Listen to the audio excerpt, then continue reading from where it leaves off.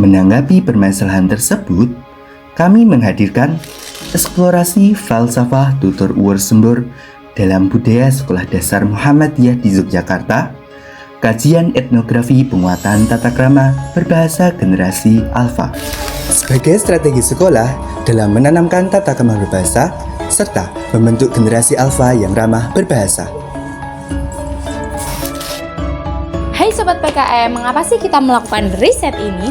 Menurut riset yang dilakukan oleh Perry pada tahun 2022 dan juga Widodo dan Rizko pada tahun 2020, mulai berkurangnya komunikasi secara langsung pada generasi alfa akibat paparan teknologi digital. Karena itu, riset ini mencoba menghadirkan kembali falsafah tutur uwur sembur di lingkungan sekolah. Di sini kami mengambil Sekolah Dasar Muhammadiyah di Yogyakarta karena kita melihat ada yang unik dan penting di Sekolah Muhammadiyah, yaitu mengkombinasikan aspek budaya lokal dan keagamaan. Kami menggali strategi guru dan peran kepala sekolah dalam membangun budaya yang positif agar lahirlah generasi alfa yang gak cuma pintar, namun santun dalam berkomunikasi. Ada yang menarik loh di riset kami, yaitu eksplorasi falsafah tutur uwur sembur. Jadi apa sih falsafah tutur uwur sembur itu? Falsafah ini merupakan falsafah Jawa yang digunakan oleh orang tua untuk mendidik anaknya. Nah, pada riset kami ini, kami menginternalisasikan falsafah ini ke dalam budaya sekolah.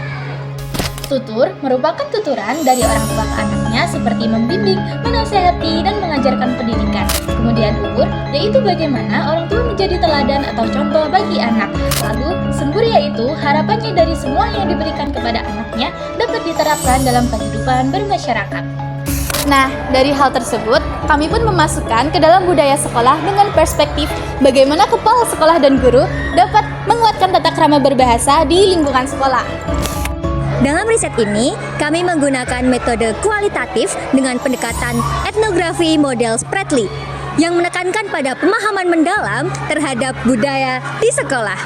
Melalui metode ini, kami melakukan observasi langsung di lokasi riset, yaitu SD Muhammadiyah Prambanan, SD Muhammadiyah Bodon, dan SD Muhammadiyah Sapen untuk melihat bagaimana situasi, interaksi, dan aktivitas tata krama berbahasa antar warga sekolah.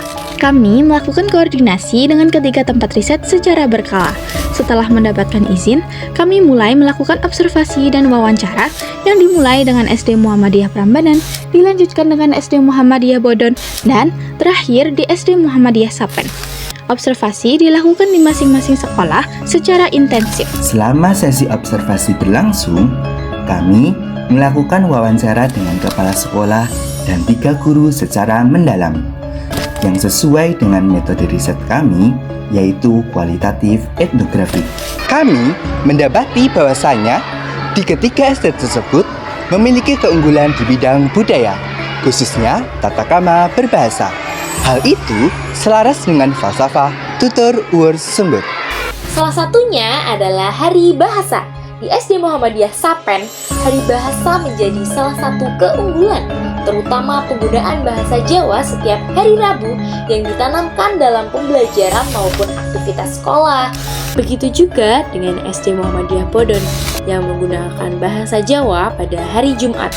Selain itu, terdapat pendidikan khas kejogjaan atau PKJ yang membiasakan ngajeni, yaitu ngapurancang, jempol, nyuwun sewu, nuwun pangapunten, matur nuwun, monggo lan inggih sebagai tanda hormat. Sementara di SD Muhammadiyah Prambanan memiliki slogan Islami, cerdas dan berbudaya, di mana menggunakan bahasa Jawa setiap hari Kamis. Karakter siswa yang dihasilkan dari ketiga sekolah tersebut tidak jauh berbeda. Hal ini tidak lepas dari budaya sekolah yang berperan penting dalam membentuk pribadi siswa. Hasil observasi awal memperlihatkan praktek tata krama berbahasa di 3 sekolah tidak hanya menjadi rutinitas, melainkan terinternalisasikan dalam budaya sekolah. Melalui pendekatan etnografi, kami dapat menangkap interaksi alami antara guru, siswa, dan lingkungan sekolah yang mencerminkan penerapan nilai tutur uwur sembur secara nyata. Hal ini menegaskan bahwa falsafah tersebut bukan hanya konsep budaya, tetapi juga dapat dijadikan strategi pendidikan karakter generasi alfa.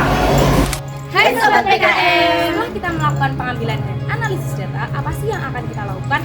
Yang pertama kita akan mengisi laporan kemajuan. Kedua, menyusun laporan akhir. Yang ketiga, menyusun draft artikel serta kegiatan menarik lainnya. Jangan lupa dukung akun kami di bawah.